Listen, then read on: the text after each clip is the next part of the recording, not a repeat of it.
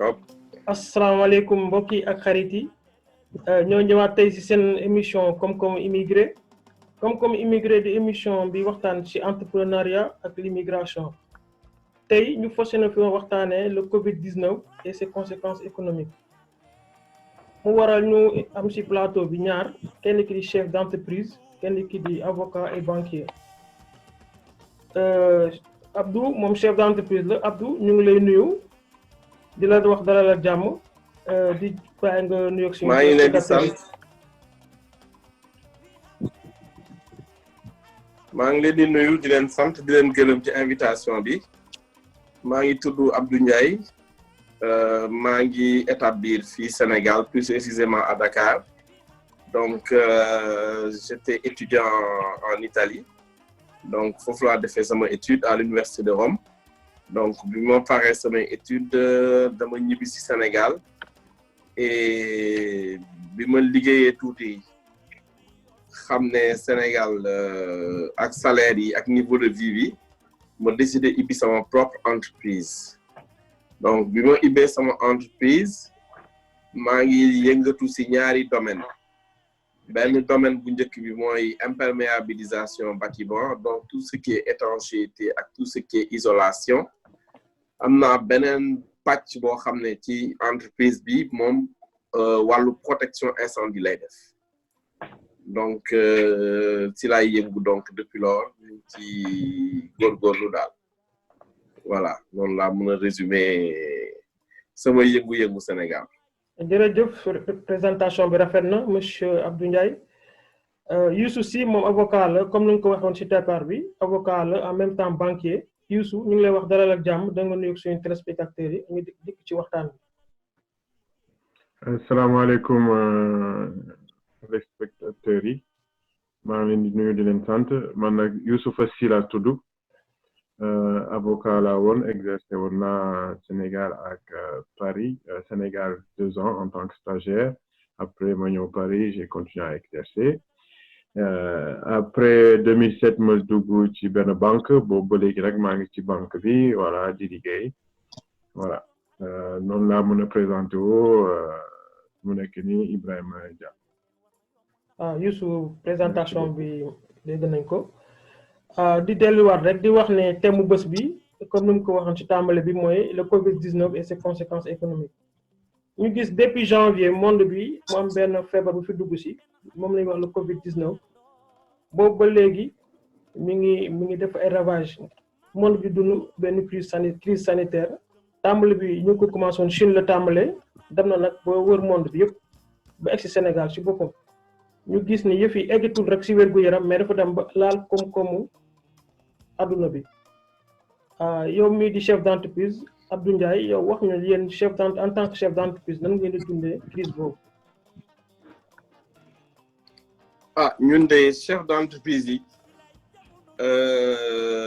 bi feebar bi yegsee dañ ko daan dégg rek mu mel ni lu sore ci mois de janvier bi dafa mel ni dañu daan dégg feebar boo xam ne ñu ngi koy dégg Chine loo xam ne day jàll ñu jékki-jékki feebar bi yegsi France Italie la njëkk a yegsi bi mu yegsee Italie gaaw na fa gaawaay boo xam ne le temps ñuy réaliser ne problème dina commencer am mu dugg ci Sénégal bi mu duggee Sénégal nag mu bett boo xam ne on n'a pas eu le temps de réagir même et on était déjà dans le Covid-19 donc bi mu yegsee juste ñu xëy rek gis ne le président a pris des mesures donc bi mu jëlee mesures ñun ci lañu conscient ne aujourd'hui on est rentré dans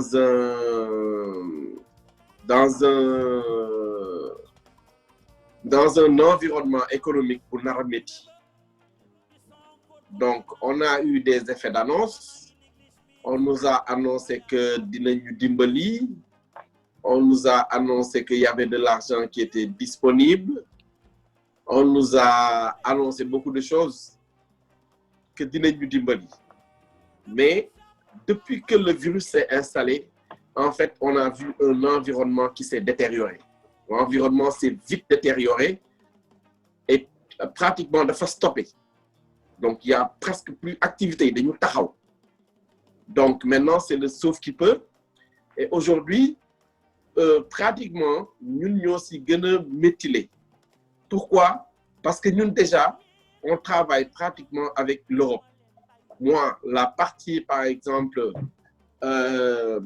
la partie tout ce qui est partie étanchéité isolation je fais ça avec l'Italie donc tout ce qui est protection incendie c'est avec la France donc aujourd'hui pays yooyu tey bu ñu nekkee problème bloqué ba arrêter en fait les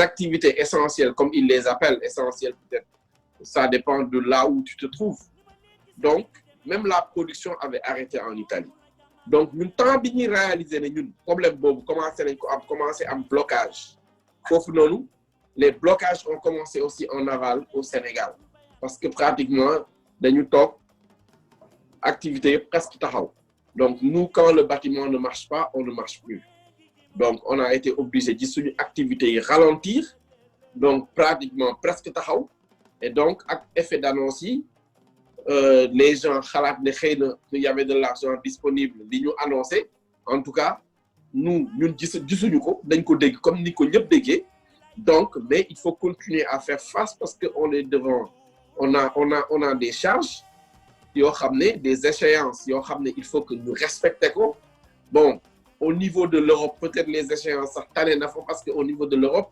ils ont compris très vite que tey ñun dinañ am un ralentissement et ils nous ont quand même appelé nañu écouter il y a ce problème donc aujourd'hui les échéances je pense que il faudra qu'on essaie de les repousser pour vous permettre de respirer un peu puisque nous on a arrêté la production pour le moment. D'accord. Donc déjà foofu souffler nañ fa tuuti mais au niveau du Sénégal charge yi ak yëpp il y a pas eu de changement. Donc, pourtant si changement boobu ngay wax si laa lay fekk si maanaam bi yëf yi amee le président l'État sénégalais si boppam dafa génne benn dispositif maanaam dafa fas yéene ànd ak les chefs d'entreprise pour jàppale leen accompagner leen ndax ñu mën a relancer seen activité ci loolu la teg nga lever un fonds de 70 milliards jox ko banques yi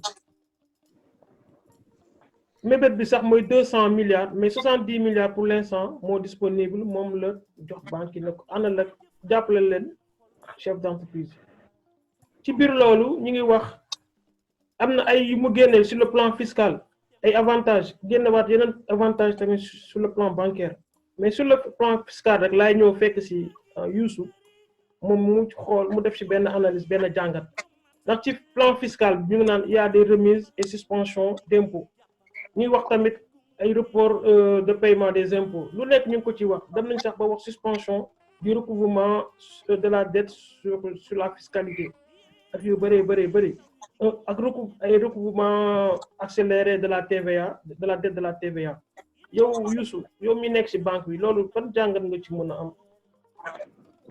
En fait loolu ci mesures yi ñu comme France rek ci mesures yi ñu boole yi ñu fas yéene teg pour entreprise yi ci la bokk mais bon mesures yooyu ba léegi dañ ko annoncé yéene baa ngi ci mais jëf bi gisaguñ ko en fait bon wax nañ ne que ci annonce yi que crédit TVA yi ñi am crédit TVA yi dinañ leen avance rapidement mais dañ ko wax ba léegi yéene la report suspension charge ay suspension la du annulation suspension mooy doo fay tey waaye bañ nañ la ba par exemple fii ak juillet wala août nga fay mais août di nga fay août mais di nga fay tamit charge di nga fay li nga waroon fay août mais di nga fay charge yi ñëw ci août bi tamit donc di nga am ñaari fay yu ñëw ci benn weer bi kon ki nga bëggoon jàppale finalement pour 2 mois wala 3 mois bu le 10 juillet wala état d'urgence bi nga waxee ne foofu la jeexee bu waree fay boobu dina fay ñaari yoon te boobu il faut que mu am entre d'argent boo xam ne dina mën a fexe ba mu fay loolu mais pour mu am entrée d'argent il faut mu am activité économique buy dox waaw nit entreprise bu amul activité économique buy dox amul xaalis joxuñ ko xaalis parce que xaalis bi ñu ko war a jox ci prêt bancaire yi comme li nga wax ci la mën a jóge mais xaalis prêt bancaire yi même bu amee prêt bancaire dafa am intérêt bon nee nañ 12 mois du fay mais au bout de 12 mois dina commencer fay France moom 0% lañ def waaye Sénégal 3,5% la ñu fas yéene def parce que ba léegi prêt yi ñu ngi koy wax waaye gisaguñ ko donc bu mesures yooyu yëpp yéene la mais entre temps entreprise yi yaa ngi sonn te boo demee tey nii ci site FMI le 13 avril le Sénégal a bénéficié d'une aide rapide d'environ 160 milliards d'une aide rapide du FMI en 2 tranches et il y a une aide rapide, pas une aide, un crédit rapide qui a été mis en place depuis avril. te crédit boobu ba léegi entreprise yi gisaguñ ko. léegi foofu rek laay wax ne en fait lan moo tax léegi ba léegi dara gisaguñu dara en fait ay yéene kese mais gisaguñu dara. mais Abdou yow mi yore petite et moyenne entreprise état bi tamit mi ngi wax ne dina repousser la dette en fait les impôts ba mois de juillet jusqu'au 15 juillet donc ça sera différé quoi le paiement des impôts jusqu'au 15 juillet pour les petites et moyennes entreprises.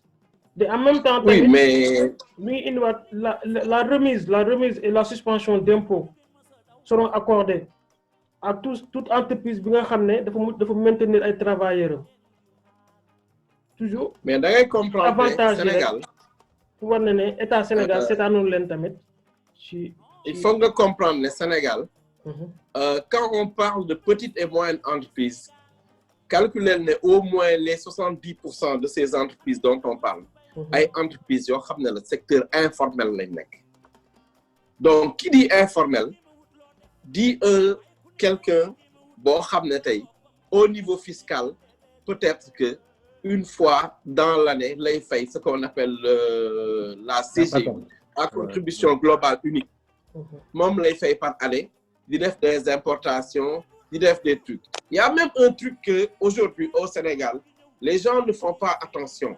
État sénégalais aujourd'hui par exemple sur les importations mi ngi prélever des taxes yoo xam ne tey ñi nga xam ne ñi ngi ci informel bi ils n'ont pas la possibilité en fait de récupérer ces TVA là.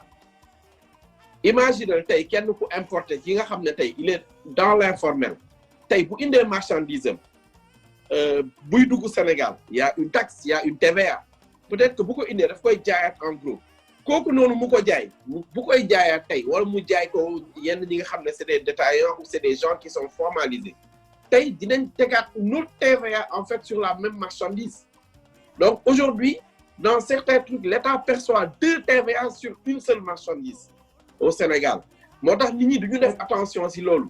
Mais des fois tu te dis que état bi si boppam le secteur informel daf ko arranger sur certains plans parce que man tey mun naa importer am TVA par exemple dans mes taxes douanières mais tey quand j'ai un marché où tey je commercialise un produit cette TVA je peux la récupérer mais si quelqu'un bi nga xam ne tey aujourd'hui il n'est pas connu au niveau du fisc cette TVA là elle est perdue elle n'est pas perdue elle rentre dans les caisses de l'État. xaw ma ndax comprendre nga. comprendre naa parce que au niveau de la douane ñoom di nga koy jàpp rek comme taxe douanière alors que yow une fois nga dem di ko jëndi da doon la TVA taxe sur la valeur ajoutée. Tu as vu? Aujourd'hui pourquoi on parle de suspension de TVA? On parle de suspension de TVA au moment où aujourd'hui quand tu fais de l'importation pourtant les 18% cette TVA là moi je l'ai payé il y a quelques jours. Et je vais la payer dans quelques jours encore. Donc, suspension boobu ñuy wax, c'est à quel niveau? C'est là où il y a un problème. Donc, quand on parle de suspension de TVA, mooy ñi nga xam ne peut-être dañu récolter de la TVA peut-être parce qu'ils avaient un marché ñu war ko reverser et en plus les grandes entreprises, maintenant, la TVA, elle est retenue à la source. Donc, quand on te parle de ça, moi, je suis désolé de te le dire, mais c'est un peu du bluff. Non, mais Voilà ce qui se passe. En plus, Mais- il parle de suspension, mais- c'est-à-dire il recule. Il y a des taxes qui doivent être payées dans les 12 mois. Il le recule à 24 mois, en fait. 24 mois, oui. Et ça, c'est une annonce. Il n'y a pas encore, il me semble, de décret ou de loi qui a été votée dans ce sens. Mais c'est le ministre de l'économie qui l'a avoué à la télé. Ouais, mais c'est une annonce. C'est une annonce, mais ce n'est pas décrété.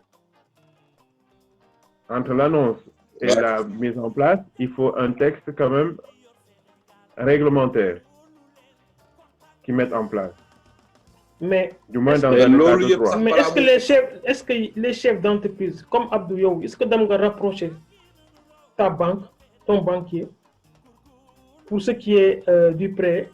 Parce que man de déjà, sama il y a banquier 10 milliards qui a été levé sama banquier pour accompagner les... sama banquier ne bi ma ko laajee daf ma ko wax sax di reetaanaale mu ne ma ñun de on n'a pas de disposition encore pour li ñu wax y a pas encore de disposition loolu donc ça veut tout dire donc tey balaa même bu fekkee ne dëgg la balaa ñu koy teg en place ba ñu koy mettre à leur disposition. Aujourd'hui, le coronavirus est au Sénégal depuis le 2 mars. Aujourd'hui, on est le 14 mai. 14 mai. Donc, quand tu fais tout ce calcul-là, entre-temps, toutes ces entreprises qui ont pu résister jusque-là, il y en a qui vont... je pense que cet argent-là, même si on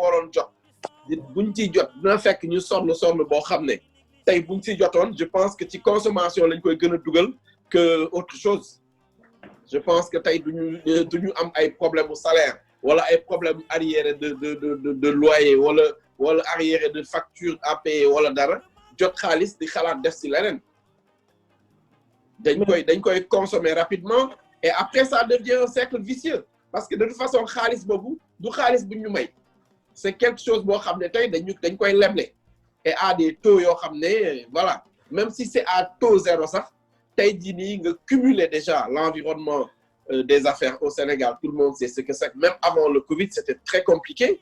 Tey boo si yokkee loolu ñu ne la dans 12 mois dañ la jox xaalis boobu nga utiliser ko pour consommation pour de la consommation. Donc dans 12 mois, imagine tu vas au boutique. Ça, il y a pas de secret. Loolu la tey aujourd'hui Banque au Sénégal, quoi qu'on dise, ce pas des banques qui sont faites pour aider. Ce sont des banques qui sont là pour faire des bénéfices. Les banques qui ont accompagner. Les banques sénégalaises n'aiment pas les PME. Ça m'a parti quand les banques sénégalaises n'aiment pas les PME. Pour revenir sur le secteur bancaire, nous sommes chez Youssou. Mais Youssou, est-ce que nous avons une comparaison par rapport à France? Bonne procédure lañ jël bi crise bi taxawé nan lañu gungé les chefs d'entreprise français? Déjà, Banqui, il rentre dans un cadre qu'on appelle opérateur d'importance vitale. Donc, bi Covid ñëwé, rapidement lañu génné liste entreprises, les opérateurs d'importance vitale et les banques en font partie. Donc, Banqui, c'est du en fait. Même tejuñu defuñu sax télétravail vraiment. Dañ doon dem liggéey pour justement mettre en place rapidement aide bi nga xamné état bi teg na ko, c'est pas aide mais prêt. En fait prêt bi c'est un prêt à 0%. Déjà il y a la suspension des échéances de tous les prêts sur 6 mois. Rapidement il a fallu le mettre en place et les banques n'avaient pas banque bi ma doon liggéey xamuñu woon ne sax ne am nañ capacité def lolu en si peu de temps. Mais comme l'ordre vient de l'État, ils ont été obligés de le faire. Comme le télétravail. Le télétravail, c'était quelque chose qui n'était pas obligé. Les entreprises ne pouvaient même pas le faire. Mais c'est l'État qui a obligé les entreprises à faire le télétravail et rapidement, elles ont fait. Donc les prêts, rapidement, on a mis en place les prêts. Des prêts à taux zéro pendant 12 mois. C'est-à-dire, si on calcule in fine, on arrive à 0% sur 12 mois. Et au bout de 12 mois, on demande à l'entrepreneur s'il veut continuer le prêt jusqu'à 5 ans. Et ça, sans garantie, avec l'État qui vient en garantie à 70% du prêt. Et ça a été mis en place rapidement. Et vous faites qu'une banque, une entreprise, vous mentez donne, comme Abdou Don wax au Sénégal, les banques n'aiment pas les PME. Ici, les banques sont obligées d'adorer les PME. Et donc, entreprise, vous mentez donne, même pour mes difficultés, n'est en procédure collective. Vraiment, c'est la loi qui régit l'entreprise, c'est le juge qui régit l'entreprise, tellement elle est en difficulté. Procédure spéciale. Même nous avons un droit, vous faites qu'une banque bi beaucoup les level, il y a un médiateur qui est mis en place qui oblige les banques pour nous level entrepreneurs. Comme si, en fait, l'État accompagne et obligé même d'accompagner les entreprises parce que l'État ne veut pas d'une crise économique. D'accord. Donc, Abdou. Alors que le Sénégal, c'est un taux à 3,5%. Donc, Abdou, li soko jangate moy 3,5% avec une. Voilà. Donc, par rapport à li Youssou wax Abdou, soko jangate day melni ça devient en fait une obligation. Bu paré gis nañ ci il y a la rapidité ak le manque de garantie pour nous la jox le prêt. Mais en Europe, en fait, l'État est un arbitre. L'État fait arbitrer et puis fait interférer entre les PME et les entreprises, et les banques plutôt. Donc ici, l'État, en fait, au Sénégal, nous, État, en fait, si tu veux, nous s'étendre. Même aujourd'hui, beaucoup mettraient en place, aujourd'hui, dans les banques, État, banque exigence de banque pour nous aider PME.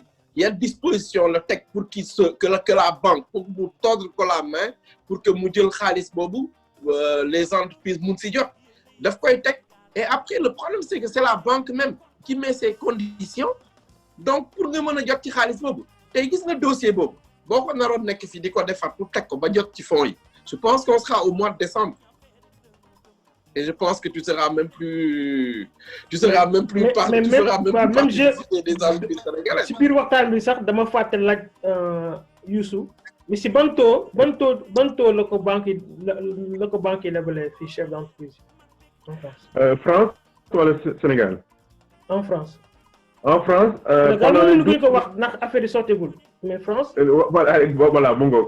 Et pourtant, nous préparons Sénégal, c'est 3,5% hors taxe. En France, c'est 0% pendant les 12 premiers mois. Ah oui. Et voilà. Et pendant les 12 premiers mois, l'entreprise se connaît remboursée, voire qui tient. Ce fait qu'une entreprise doit faire une échéance pendant les 12 premiers mois. Ce fait qu'une entreprise doit continuer. Là, le taux est fixé par la banque.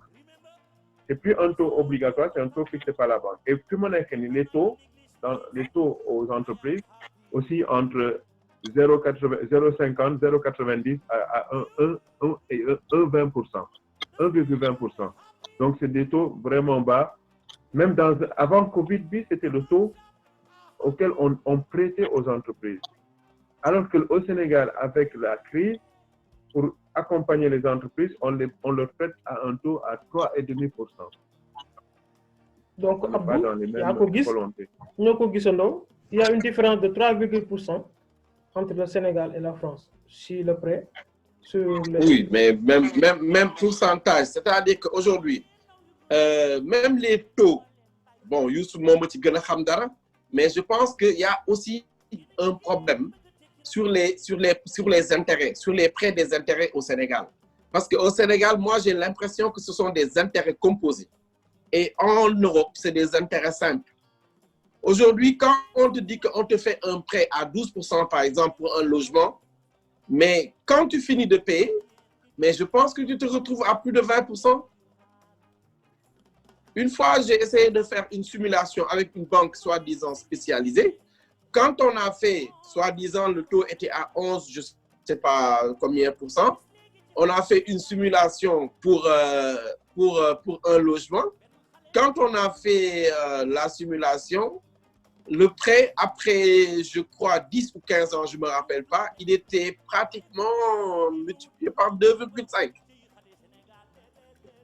Donc, bon, taux yooyu je pense que Sénégal bon Youssou moom ma ko gën a xam na ne Sénégal taux yi ñuy appliquer aujourd'hui les entreprises je pense que c'est des taux usuriers si le mot peut s'adapter.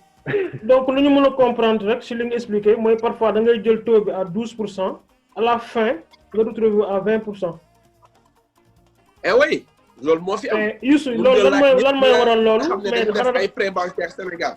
Youssou moom lan mooy waral loolu en tant que banquier dafa fekk xanaa nit ki dafay yéex sur les échéances wala lan mooy waral loolu. En fait.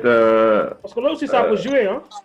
Ça peut jouer, c'est-à-dire les banques, en fait, par exemple, en Europe, les banques sont obligées d'emprunter l'argent auprès de la Banque centrale européenne. Donc, c'est la Banque centrale européenne, moi, fixé taux. Le premier taux, moi, qui fixé.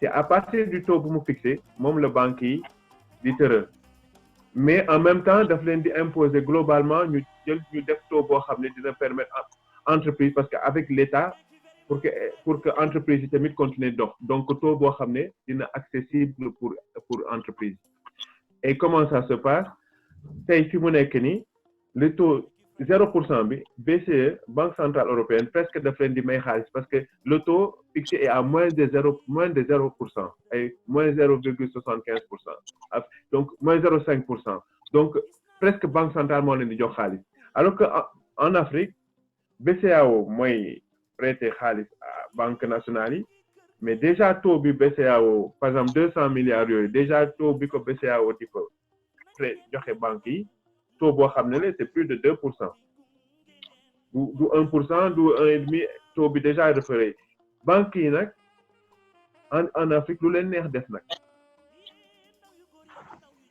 n'a plus de banque yi ñoom lu leen neex def bu ñëwee ci banque yi ñoom ñooy fixé taux bu leen neex bien sûr il y a le taux usurier qui est toujours fixé chaque mois et qui est fixé mais taux yi nga dafa rëy ba nga xam ne et puis c'est des taux lu leen neex la ñuy fixé taux bi fii on les oblige à faire des taux fixes en fait les taux variables on le fait que pour des très grandes entreprises. Donc mais donc au Sénégal non lañ ko légiférer sur les textes hein. Lu leen neex def en fait les banques ce sont des commerçants. Voilà les banques sénégalaises sont des commerçants. Donc suñu delluwaatee si nu mu tuddati si thème waxtaan bi mooy sur le plan Covid le plan riposte mais donc mën nañ jàpp ne banqaas bi ko état Sénégal jaaree moo baaxul maanaam xaalis bi mënoon na ko bañ a jaarale ci banque yi mu waroon na ko jaarale ci yeneen yoon ba chef d'entreprise yi jot si ndax ñu mën a relancer seen activité. Non mën na ko jaarale ci banque yi il faut que état bi imposer fii état bi moo leen di imposer état bi crise bi ñëwee dafa jël affaire yi en main ne léegi nii lay doxee pendant crise génne ay ordonnance ñëpp nee naa la même télétravail bi état moo ko imposer ñëpp di dox Afrique nag peut-être Sénégal ak yeneen dëkk yi l'État n'a pas autant de poids soit ne peut pas jouer ce rôle soit ne peut pas jouer ce rôle mais si l'État ne joue pas ce rôle personne n'est toute entreprise ou toute personne a besoin de contraintes pour l'arrêter parce que ku nekk yow sa bopp nga jugal buñ la limité wul di nga dem ba rey nit te kenn du la dara du la ci fekk loolu nag état bi moo mën a ñëw teg ay barrières mais d'accord nii lay demee donc que l'État prenne ses responsabilités. Mais Abdou comme ñu ngi ci benn impasse est-ce que yéen xalaatu leen ngeen former woon benn kuréel yéen benn je sais pas ngeen organiser wu les chefs d'entreprise dem xool na nga ni def ba jot ci xaalis bi soit yéen a xam ban yoon ngeen di jaar parce que tamit l'administration moo la xam parce que kenn rek mënul dëgg combat bi il faut que au moins parce que vous êtes des ayants droit. Le premier problème qui se pose aujourd'hui déjà il y a une segmentation de secteurs au Sénégal soo seetloo toujours da ngay gis les entreprises du secteur de tel les entreprises du secteur tel entreprise secteur tel déjà loolu c'est un problème il y a des entreprises ñu classé leen c'est des entreprises des petites et moyennes entreprises am na entreprises yu ndaw Sénégal yi ci ëpp ils sont même pas bancarisés il y a beaucoup de petites entreprises que je connais yoo xam ne ils n'ont même pas un compte bancaire donc aujourd'hui dans ce secteur li nga xam ne day jaar ci informel bi peut-être boo ko calculer mun na ëpp sax li nga xam ne mooy jaar ci banque yi donc on a une économie boo xam ne tey mënuloo ko reposer en fait sur le système bancaire parce que le système bancaire sénégalais est très lourd aujourd'hui pour voir une entreprise boo xam ne mi ngi fonctionner normalement au niveau fiscal bancarisé nekk à jour sur le plan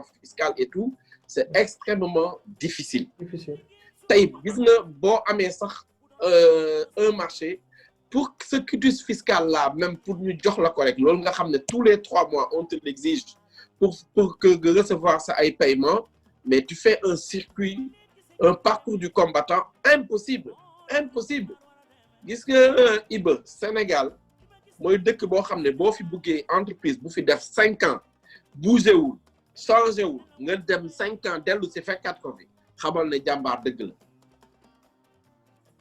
yombul ku la ne entreprendre Sénégal yomb na dafay wax lu ko neex mais suñu xoolaatee ci li mu leen doon suñu leen wot si lu ñu nekkoon rek mooy sur le plan Covid bi vu que ne 70 milliards moo génn gum donc différence bi mooy 130 milliards yi des est-ce que mooy deuxième étape bi est-ce que loolu warul doon un fonds de garantie au lieu que ñu ko yóbbu di ko def prêt au niveau des banques di ko def prêt mais ñu def un fonds de garantie pour mën a booster au moins l'économie, booster au moins les chefs d'entreprise seen activité. il peut 130 milliards yooyu 130 milliards yooyu dégg nga ci am doo ko mus a gis man maa la ko wax j'ai pas peur de le dire c'est de l'argent que tu ne verras jamais. mais si jamais mu waroon ñëw Macky Sall. mais si jamais mu waroon ñëw Macky Sall aujourd'hui a fait un discours lundi il a même pas parlé des entreprises il a parlé juste d'alléger les mesures au moment où on n'a même pas atteint notre pic au moment où on avait la veille le taux le plus élevé. Il a parlé de la réouverture des marchés. On a non seulement la réouverture des marchés, mais aujourd'hui, je peux te dire avec certitude que l'aéroport même a été réouvert sans qu'on le dise. Aujourd'hui, au Sénégal, il y a au moins 300 personnes ils ont débarqué à Dakar, ils sont rentrés chez eux, ils n'ont pas été mis en quarantaine. Donc, je te dis, aujourd'hui, le président de la République nous a laissé face à nous-mêmes. Donc, il nous a laissé aujourd'hui dans histoire de nous dire, prenez vos responsabilités. C'est ça le problème. Mais c'est quoi la solution alors pour la solution? Oui, vas-y. Pour les chefs d'entreprise, la solution, comment les aider, comment les accompagner pour nous Vas-y, Abdou. Non, vas-y, Youssou. Vas-y, tu es lancé là. Non, en fait, je me disais que taille solution, en fait, déjà, je pense que c'est même un peu trop tard. Parce que taille dit, nous, les problèmes, c'est des problèmes de dans 15 jours, qu'est-ce qu'il faut faire? Dans 15 jours, est-ce qu'on sera encore là? Il y a des entreprises qui ont commencé à en fait, accumuler des bors, donc, c'était depuis le début qu'il fallait commencer à réfléchir. C'est-à-dire, aujourd'hui, l'État a raté sa cible. Aujourd'hui, il y a 70% d'entreprises qui ne sont pas bancarisées. Il y en a peut-être 30% multinationales. Tu prends l'argent, tu l'orientes vers ces 30% et les autres, tu les laisses là-bas. Les autres, en fait, non seulement tu les laisses à eux-mêmes, mais tu durcir, en fait, parce que le temps nous relâcher, parce que quand aujourd'hui, les marchés, les petits commerces, tu fais du copier-coller, comme en France, il y a des commerces essentiels, commerce non essentiel. Tu as 7 jours, tu as 3 jours, ils ont essayé. Ils se sont rendus compte que dès qu'ils commençaient un problème, ils ont dit non, on va les laisser.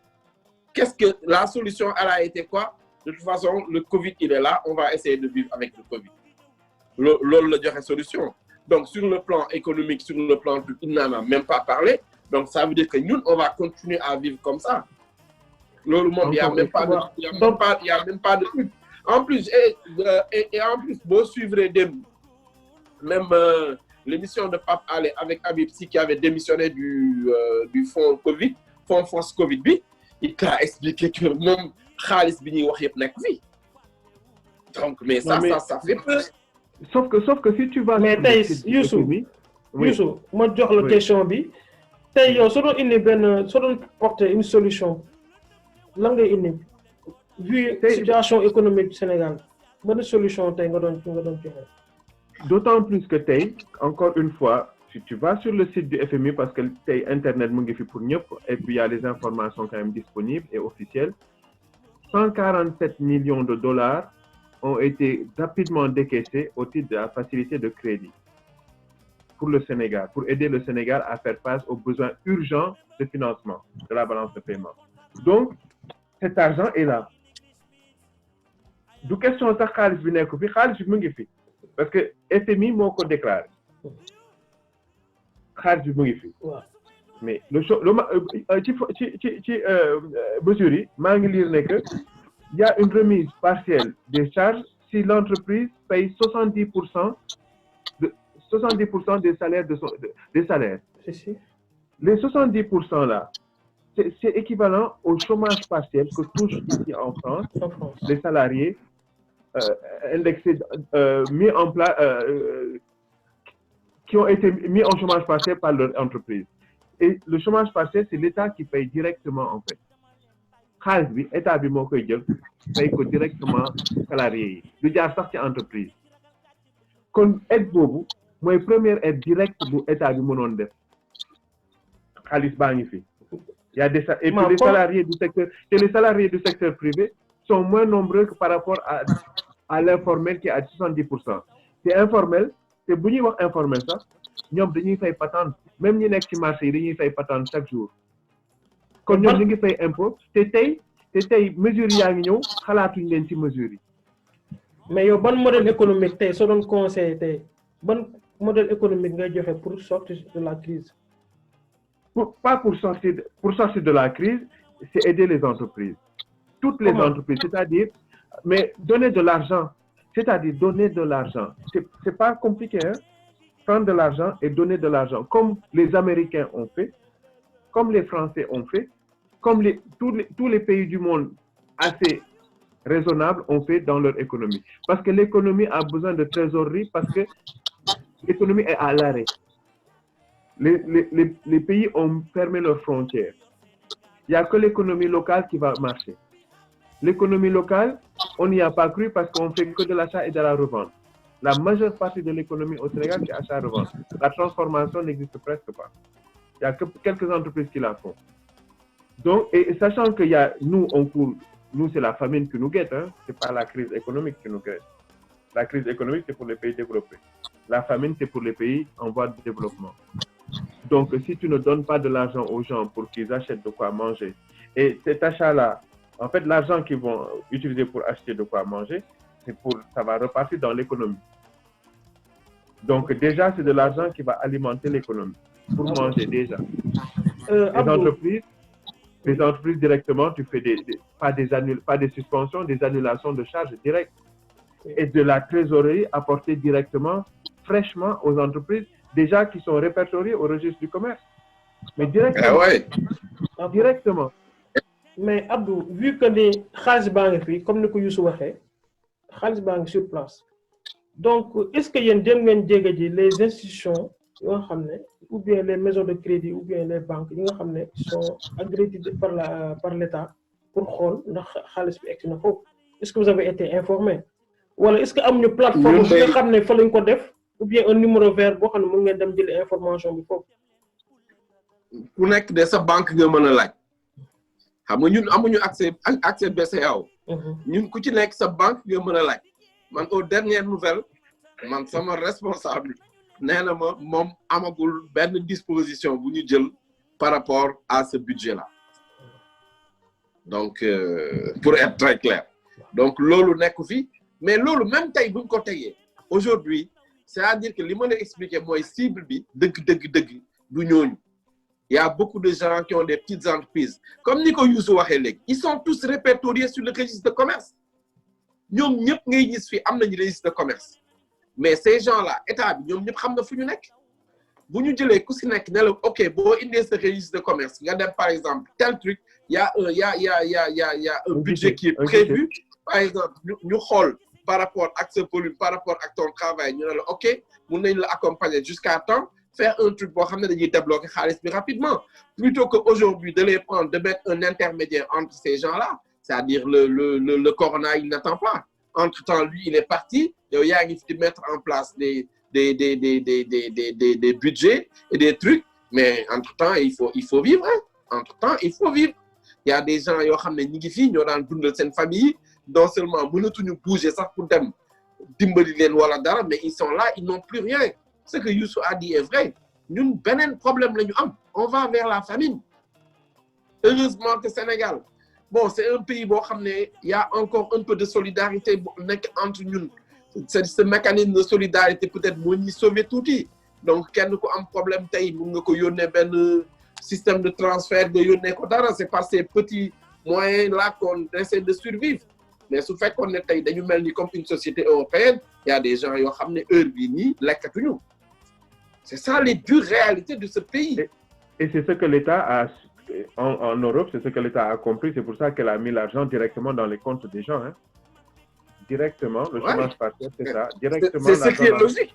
Voilà, parce qu'il n'y a pas ce système-là, il n'y a pas ce tissu social-là qui peut compenser.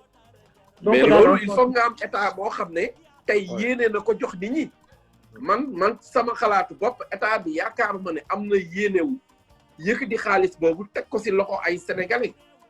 Donc c'est ça le vrai problème. Donc en somme rek mën nañ jàpp ne yëf yi daal léppoon la plan riposte Covid-19 bi léppoon man de moom laa jàpp jusqu'à preuve du contraire. Ok jërëjëf kontaan nañu ñuy wax ne rek toujours ñu ngi seen émission comme immigré di waxtaanee lépp lu jëm rek.